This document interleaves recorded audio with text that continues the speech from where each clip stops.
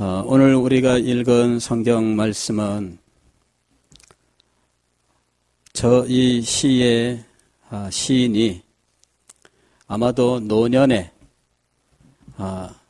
많은 어려움들을 겪으면서 드리는 기도인 것으로 보입니다. 오늘 우리가 읽은 말씀을 보면 하나님이여 내가 늙어 백발이 될 때에도 나를 버리지 마시며 이렇게 기도합니다.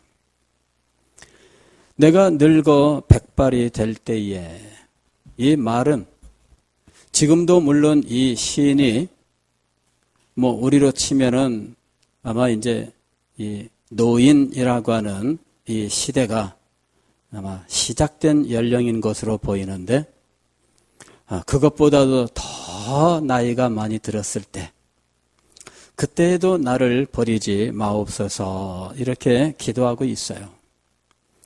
그러면서 내가 주의 힘을 후대에 전하고 주의 능력을 장래의 모든 사람에게 전하기까지, 즉 이분은 노년에도 하나님의 은혜와 하나님의 사랑을 전파하는 전파자로 자신의 사명을 인식하고 있고 이 모든 사명을 다 마치기까지 나를 버리지 마옵소서 이렇게 기도하고 있는 겁니다.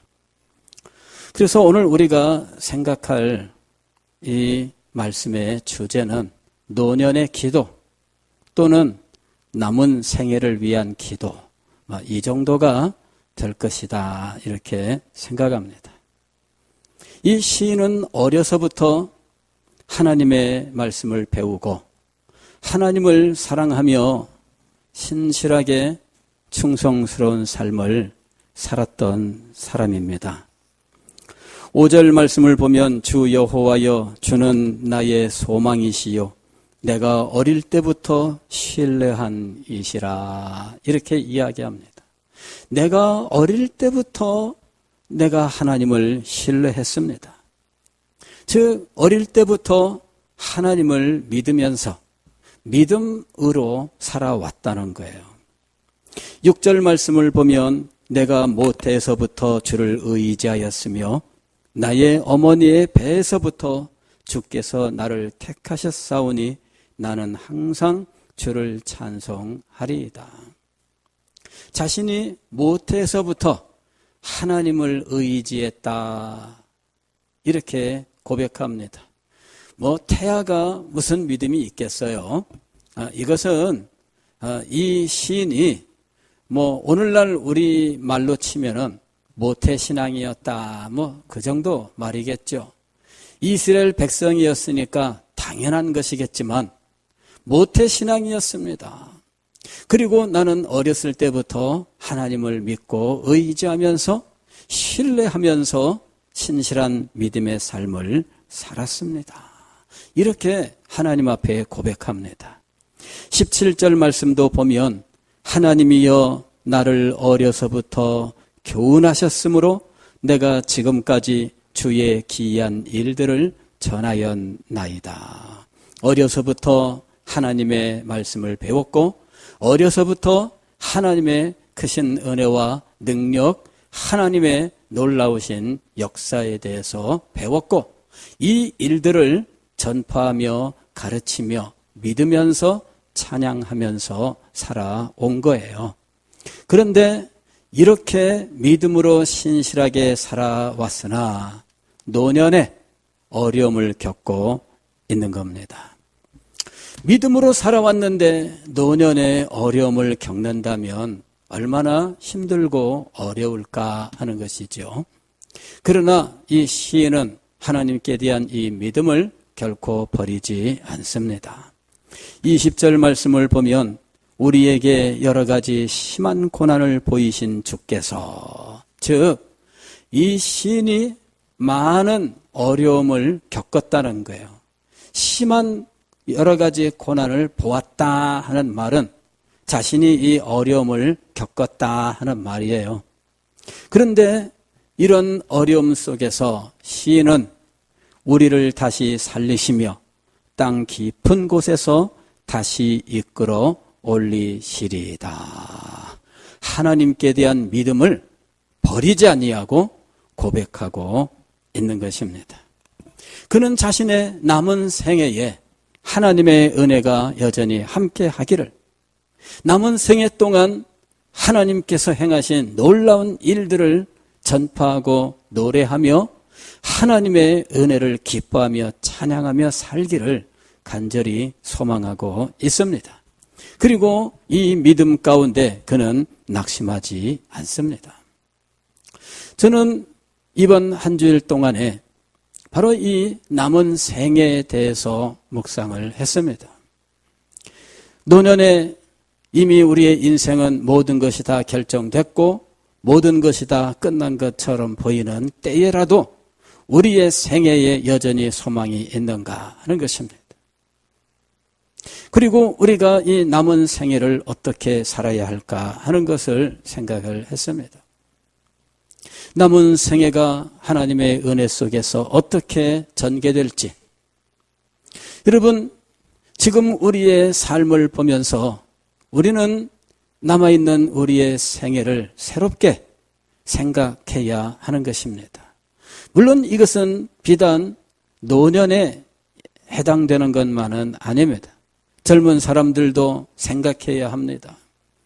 나의 남은 생애가 어떤 생애가 될지, 변화되지 않고 지금처럼 물에 물 탄 것 같은 삶이 계속된다면 나의 남은 생애는 얼마나 지겹고 힘들고 어려울 것인가. 여러분, 우리는 이 남은 생애를 깊이 묵상해야 됩니다. 그리고 우리의 남은 생애에 대하여 새로운 소망을 가지고 하나님 앞에 기도할 수 있어야 됩니다. 지금까지의 생애가 어찌하든지, 지금까지 잘 살아왔으면 이 남은 생애 하나님의 은혜로 복되게 마무리할 수 있도록 하나님 앞에 기도해야 됩니다. 지금까지 제대로 살지 못하였으면 남은 생애는 마치 다시 태어난 삶인 것처럼 새롭게 살아갈 결심을 하고 하나님의 은혜를 구해야 할 것입니다. 우리는 가끔씩 그런 말들을 많이 하잖아요. 아니, 믿지 않는 사람들은 더 많이 하면서 삽니다. 다음 생에 내가 다시 태어난다면, 그죠? 다시 태어난다면. 그런데 그리스도인들은 사실은 지금 다시 태어난 사람들이에요. 그래서 다시 태어난 삶을 사는 사람들인데 이 다시 태어난 삶을 제대로 살지 못하는 경우들이 너무나 많다 하는 것이죠. 이것이 안타까운 일이에요. 지금 원망하며 불평하며 사는데 죽을 때까지 그 마음 변치 않고 살아간다면 여러분, 그 삶이 얼마나 불쌍한 삶이겠어요. 지금 마음속에 미움을 품고 살아가면 죽을 때까지 그 미움을 간직하고 산다면 그 남은 생에는 얼마나 비참한 삶일까요? 원망과 불평이 마음속에 있고 그 원망과 불평으로 남은 생애를 그냥 지나간다면 얼마나 비참한 삶일까요? 우리는 앞으로 남아있는 우리의 생애를 다시 생각해야 돼요. 이 남아있는 생애는 하나님의 은혜로 충만해야 할 것이며 하나님의 말씀을 신실하게 순종하며 살다가 하나님께서 베푸시는 놀라운 은혜로 살아가야 되지 않겠습니까? 이 마음속에는 사랑이 넘쳐나고 이 마음속에는 기쁨이 넘쳐나야 되지 않겠습니까? 그런데 세월이 흐를수록 원망만 늘어가고 세월이 흐를수록 분노만 늘어나고 있다면 여러분, 이것은 우리가 복된 삶이라고 말할 수가 없을 것입니다. 이 분노의 원인이 어디에 있는가? 이것은 다른 사람 때문이다. 우리들은 대부분 그렇게 생각하며 살고 있어요. 누구만 없었으면 내 속에 이런 불만이 없었을 거다. 누구가 아니었으면 내 속에 이런 분노는 없었을 것이다. 이렇게 생각을 해요. 그러나 여러분, 누구 때문이 아닙니다. 우리는 하나님 앞에 다시 소망을 가지고 기도해야 돼요. 우리의 삶을 새롭게 살아갈 결심을 해야 돼요. 지금까지와는 다른 삶을 살아야 되겠다. 그 결심을 하셔야 돼요. 우리가 산다면 얼마나 더 살겠어요? 남은 생애 동안에 여전히 미워하고, 남은 생애 동안에 여전히 다투고, 남은 생애 동안에 여전히 불평하고, 남은 생애 동안에 여전히 원망하면서, 남은 생애 동안에 여전히 분노하면서, 남은 생애 동안에 여전히 걱정하면서 그렇게 살아야 되겠느냐 하는 거예요. 노년에 이른 분들은 걱정이 많아요. 건강에 대한 염려 얼마나 많습니까? 이런저런 약 얼마나 많이들 드셔요. 한 달 동안 일정을 보시면 병원에 가는 일정들이 그렇게 많아. 1일날 어디 병원에 무슨 과, 며칠날 어디 병원에 무슨 과, 그렇게 해서 쭉 따지니까 한 달 동안에 자기 일정 속에 병원 가는 일정만 매주일 이틀씩, 사흘씩 되는 거예요. 한 달에 열흘씩 병원 가야 돼요. 그 다음에 약을 타왔는데 이 약이 또 얼마나 많은지, 이거를 챙겨 먹으려니까 식전에 30분 전, 식 먹는 동안에, 그 다음에 먹고 나서 식후 30분, 아침, 점심, 저녁 다 따지려니까 얼마나 복잡한지 치매 걸릴 틈이 없어요. 그거 맨날 계산하려면 복잡합니다. 큰 병을 앓았던 분들은 조금만 어려우면 이것도 혹시 이런 염려가 늘 있어요. 혹시 이러면서 늘 두려움에 사로잡혀 있어요. 그런 염려로 우리의 남은 생애가 가득 차 있어요. 그리고 끝난다면 얼마나 비참하겠습니까? 제가 생각했어요. 남은 생애가 정말 이런 염려와 근심, 혹은 불안과 두려움, 혹은 불평과 불만, 원망과 분노, 미움과 다툼, 이런 것들로 가득 차서 늘 그걸로 갈등하다가 이 생을 끝낼 것이냐 하는 거예요.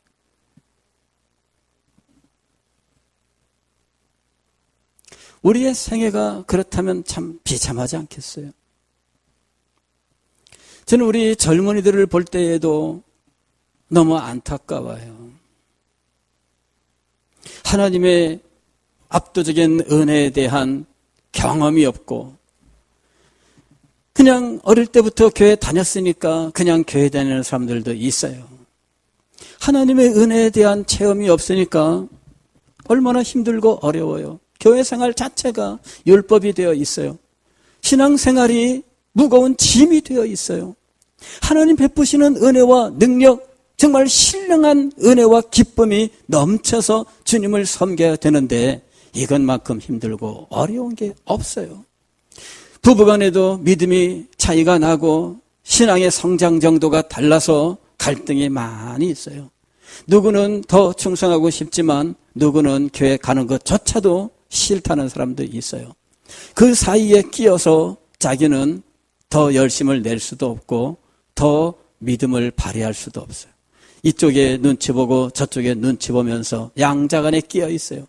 목사님의 말씀을 들으면 마음에 가책은 있는데 이것도 한두 번이지, 매주일마다 말씀 들을 때마다 가책이면 이것도 교회 오는 게 정말 힘들고 어려운 거 아니겠어요? 가책 받으면서 교회에 오는 거, 이거 정말 못할 일 아닙니까? 뭔가 변해야 되겠다. 마음속에 어떤 막연한 기대는 있지만, 그러나 이 변화를 위하여 결단할 수 있는 용기는 없어요. 그랬다가 행여 코 깨면 어떨까? 두려움이 있는 거예요. 그래서 염려가 많아요. 부부간에도 갈등이 많잖아요. 젊은 부부들 간에 갈등들이 있어요. 이건 어디 가서 해결할 수도 없고 누구한테 가서 말씀드릴 수도 없고 집에서는 맨날 싸우는데 싸우고 나면은 얼마나 힘들고 어려워요. 저는 요새 젊은 사람들 이렇게 상담하는 글들을 이렇게 자주 좀 읽어보게 되는데, 젊은 부부들이 사는 모습이 옛날 분들하고 너무 달라요. 옛날에는요, 여자들이 자식 새끼 때문에 할 수 없이 삽니다. 이랬어요. 옛날에는. 요새는 남자들이 자식 새끼 때문에 할 수 없이 삽니다. 이러는 사람들이 굉장히 많아요. 알고 보니까. 저는 세상에 나 그럴 줄 몰랐어요. 근데요, 지금 시대는요, 남자들이 자식 때문에 살아요. 이러는 남자들이 많아요. 직장 이제 퇴근하고 집에 돌아오면 그때부터 가사가 시작돼요. 이 남자들은. 이 50 이상 되신 분들은 행복한 줄 아세요. 예. 이 50 이상 되신 분들은 그래도 제가 요새 설거지도 가끔씩 해요. 요 정도죠. 예. 그 정도예요, 여러분들은. 근데요, 젊은 분들은 아니에요. 젊은 분들은 아니에요. 예. 퇴근하고 나면은 집에 와서 남자들이 애 보고, 남자들이 설거지하고, 남자들이 청소하고, 그래야 돼요. 그런 집들이요, 굉장히 많아요. 알고 보니까. 누구가 글을 올렸어요. 여러분, 우리 지금 제 상황이 이렇습니다. 그러면서 내가요, 하루 종일 직장 생활하고 집에 오면 그때부터 제가 빨래, 세탁기 돌려야 되고요, 청소기 돌려야 되고요, 설거지, 하루 종일 쌓인 거, 그거 자기가 다 해야 돼요. 아침부터 저녁까지 쌓인 거. 그 다음에 아이, 자기가 다 쫓아다니면서 해야 되고요. 자기도 정말 힘들고 어려워요. 그런데 자다가 아기가 울면 자기가 일어나서 아기 달래줘야 되고요. 새벽에 일하러 다시 나가야 되는데, 근데 자기가 해야 된대요. 그걸 부인 보고 이야기하면, 그러면 이제 가정의 평화가 깨지는 거예요. 그래서 이 가정의 평화를 위해서 참다 나중에 여기다 상담글을 올린 거예요. 그랬더니 거기다가 댓글들이 나도 그래요.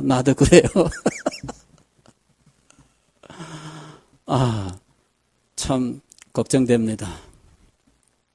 사실 누구 혼자만의 문제는 아니잖아요. 그죠? 예. 함께 해야 되는데, 요즘은 이제, 참, 시대가 많이 바뀌었다.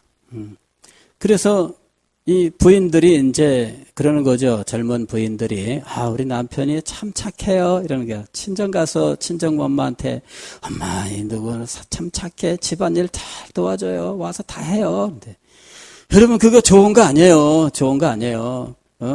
이 친정 엄마는, 우리가 사위를 잘 봤나 보다. 그러는데, 모르는 사이에 쌓이고 있는 거예요. 폭발하면은 이게 이제 그때부터 심각하게 되는 거예요. 그런데 믿는 집의 젊은 부부들은 안 그런가 하는 거죠. 안 그럴까요? 믿는 집의 젊은 부부들은 안 그럴까요? 그 사람들이 그 사람이에요. 그 사람이 그 사람입니다. 왜? 이 시대 속에 살고 있잖아요. 이 시대 속에서 사는데 다 똑같아. 근데 언제까지 그 삶을 살아야 될까요? 지금 우리는요, 변해야 돼요. 지금 이렇게 갈등과 어려움 속에서 혹은 영적인 어떤 변화도 없이 이렇게 물에 물 탄 듯 이런 상황으로 그냥 갈 때가 아니에요. 변해야 돼요. 남은 생애를 위해서 여러분 새로 마음의 결심을 해야 돼요. 노년에 이런 분들은 이제 내가 살면 얼마나 산다고 이러면서 인생 끝난 것처럼 그리 생각하지 마세요. 남은 생애는 아직도 있고요. 이 남은 생애 이것만이 우리의 생이 아니에요. 우리가 하늘에 간 이후에도 우리의 생애 자취는 계속 남아서 이 땅에 열매를 맺고 있는 겁니다. 제가 지난 주중에 자료를 좀 공부하다가 1758년에 제 마음이 꽂혔어요. 1758년 3월 달에 미국의 조나단 에드워즈 목사님이 오늘날 프린스턴 대학, 과거의 뉴저지 대학이라고 했는데 이 뉴저지 대학 학장으로 가서 한 달 만에 그만 하나님의 부름을 받아 서천합니다.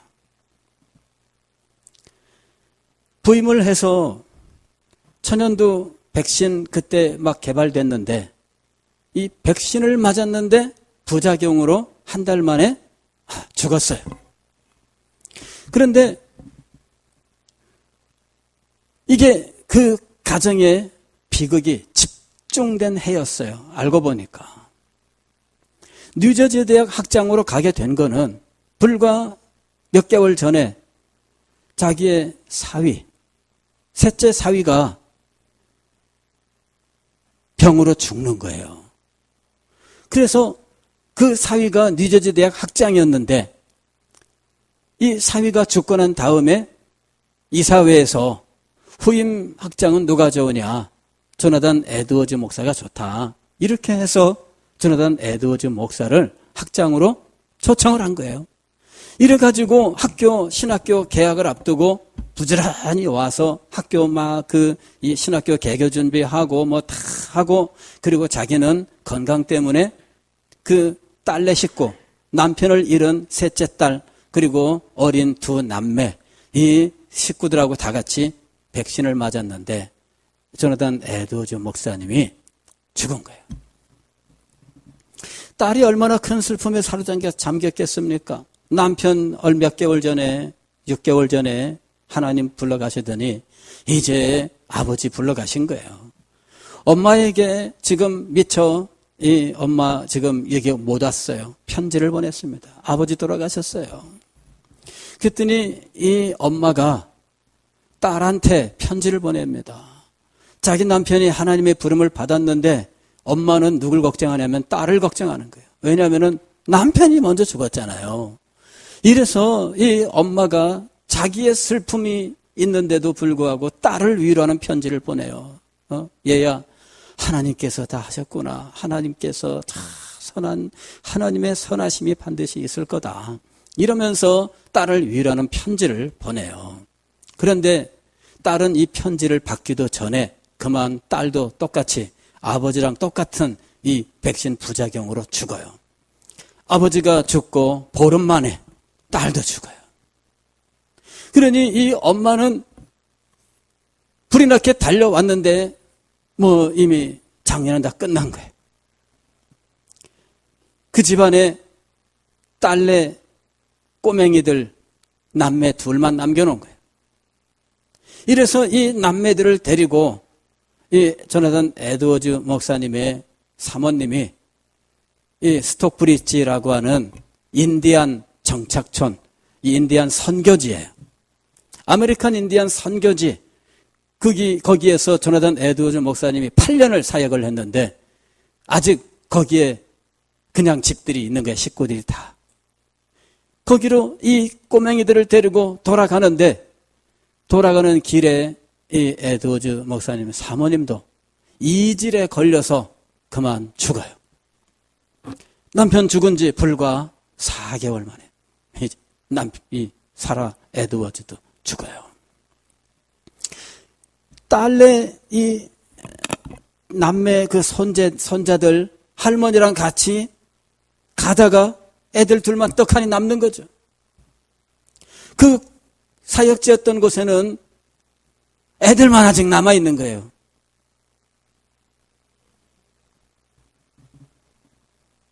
자, 이걸 보면은 인간적으로 비극입니다.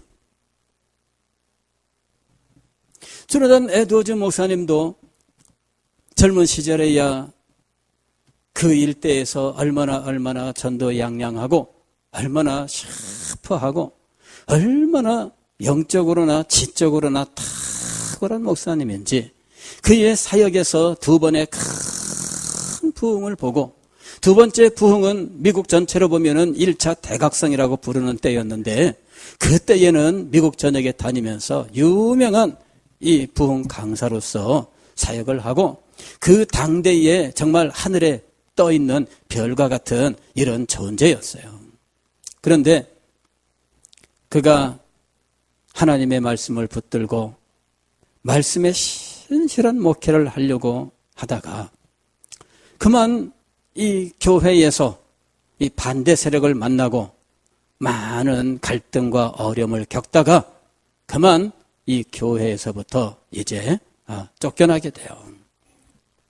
이분을 쫓아내는데 앞장섰던 사람들이 자기 친척들이에요. 이종 사촌들 아니면 외삼촌, 이모 이런 사람들. 이래가지고 이분이 1750년 우리나라 나이로는 48세 될 때에 자기가 23년을 목회하던 교회를 사임하고 그리고는 인디안 정착촌으로 가는 거예요. 거기에서 8년 동안 인디안 선교사로 사역을 해요. 그런데 인디안 선교사 사역을 하면서 얼마나 바쁜 삶을 살았는지 그들에게 말씀을 가르치고 또 거기에 있는 백인들에게 말씀을 가르쳐야죠. 예배인들을 해야죠. 선교 계획을 수립하고 실천해야죠. 보고서 작성해서 보내야죠. 아주 바쁜데 그 바쁜 중에 그의 생애의 걸작들은 그 스톡브리지 인디안 정착촌에 있을 때 그때 다 나온 거예요.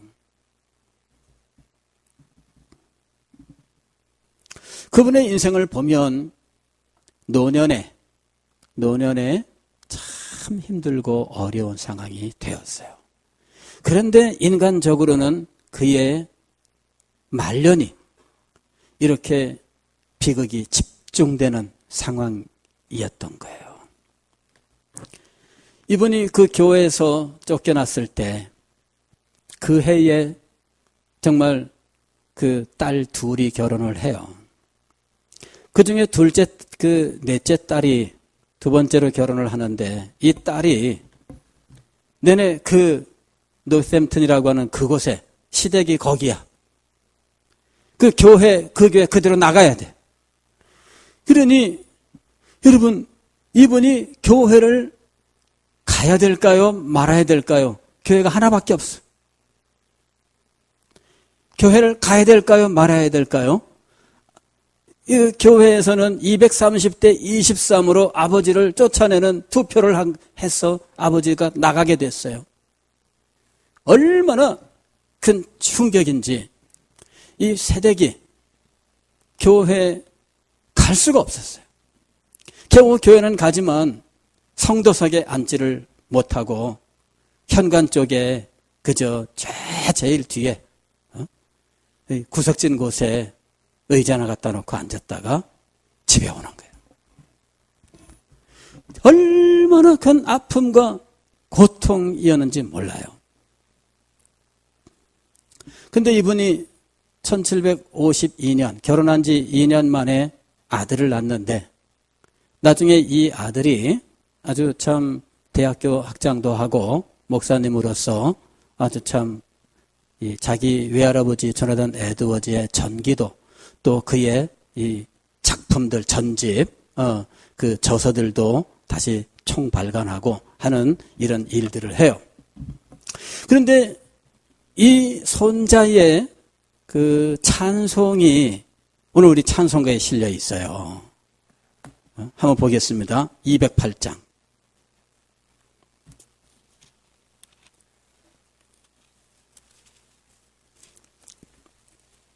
내 주의 나라와 주 계신 성전과 피 흘려 사신 교회를 늘 사랑합니다. 여기 보면은 작사자 왼쪽에 보면은 T. 드와이트라고 되어 있잖아요.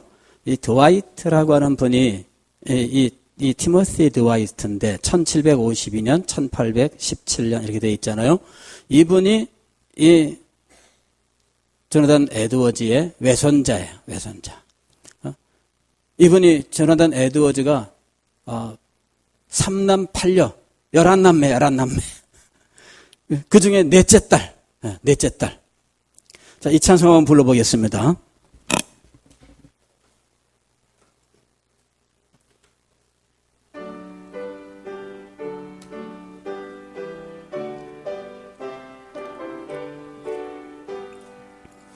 내 주의 나라와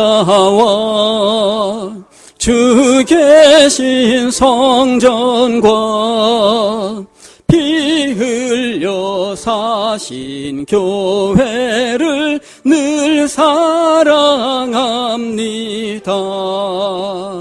내 주의 교회는 천성과 같아서 눈동자같이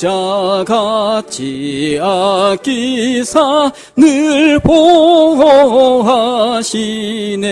3절 이 교회 위하여 눈물과 기도로 내 생명 다하기까지 늘 봉사합니다.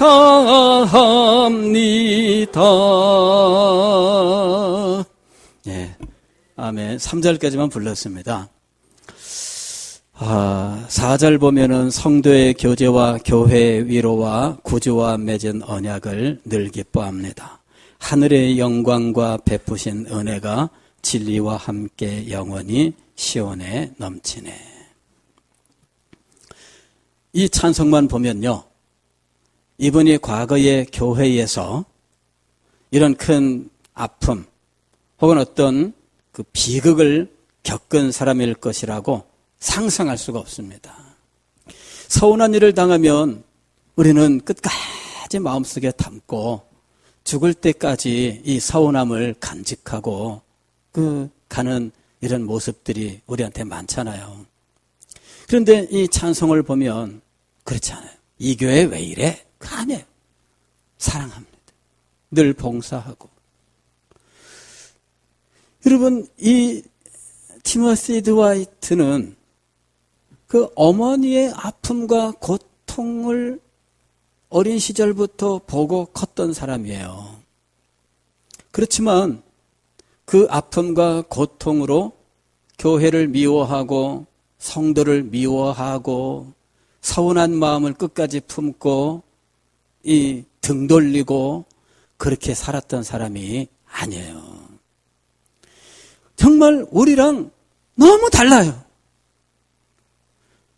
목사님, 우리라 그러지 마세요. 저는 아닙니다. 감사합니다. 감사합니다. 예. 너무 달라요. 서운하면 등 돌리고 서운하면 끝까지 안 풀고 안 그래요. 조나단 에드워즈 목사님 사후에 130년 후에 뉴욕에서 어떤 분이 그 후손들에 대해서 연구를 했잖아요. 그랬더니 후손이 한 800명가량 됐는데 130년 동안에 그 사람들 가운데에 얼마나 그 후손들이 탁월한 인물들이었는지 정말 깜짝 놀랄 정도예요. 늘 우리가 이 간증으로 많이 얘기가 되고 있잖아요. 그중에 부통령이 나왔는데요. 상원의원도 3명 나오고 무슨 대학 총장이 6명이 나오고요. 그 목사님이 200명에 나오고 변호사 그 법률 계통의 대학 교수들 해갖고 이런 분들이 180명에 나오고요. 엄청난 거예요. 그런데 부통령이었던 이 아론 버는 어떤 인물이었느냐 하면은 아까 우리 뉴저지 대학 조나단 에드워즈 죽었을 때 엄마가 그 딸이 죽었잖아요. 보름 후에. 그 딸이 남겼던 2 남매 중에 아들이 나중에 부통령이 돼요.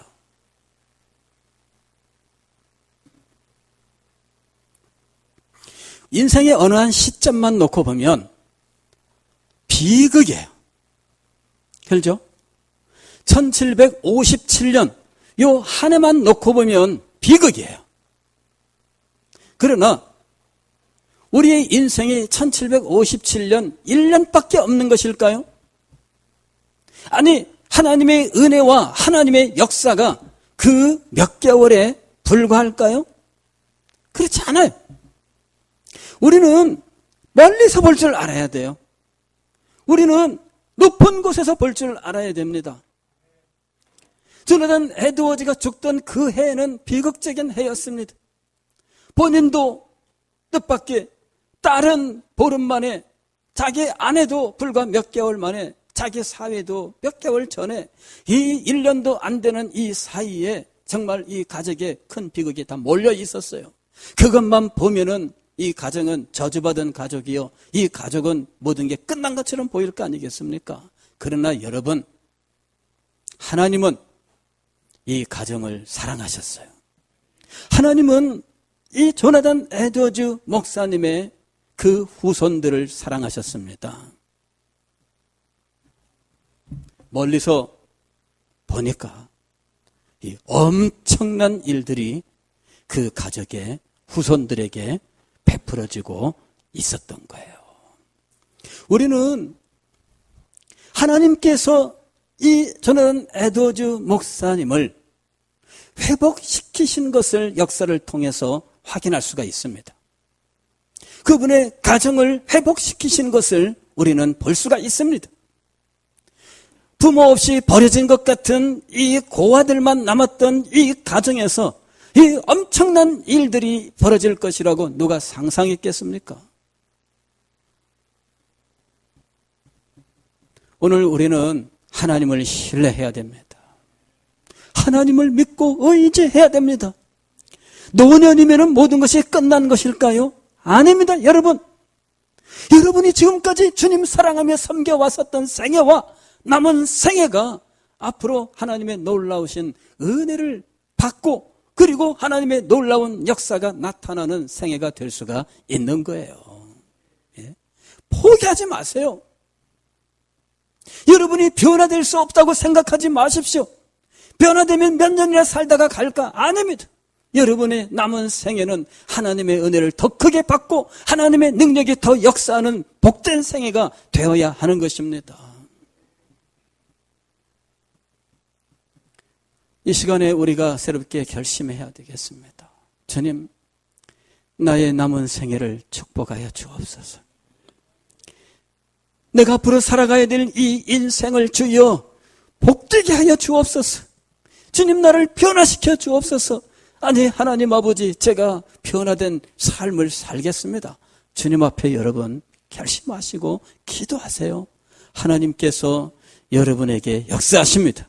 하나님이 택하신 사람, 하나님께서 사명을 주신 사람, 그것을 깨닫고 신실하게 주님을 섬겼던 사람, 어느 한 시점으로 보면 고난 속에 있고 어느 한 시점으로 보면 어려움 속에 있을지 모르나, 그러나 그의 생애는 망하는 것이 아닙니다. 그의 생애는 결코 헛되지 않습니다. 하나님께서 복을 주시고 정말 그의 후손들과 후손들에게 역사하셔서 하나님께서 축복하시는 것입니다. 이런 하나님의 은혜와 축복을 받아 누리시는 여러분의 생애가 되시기를 주의 이름으로 축원합니다.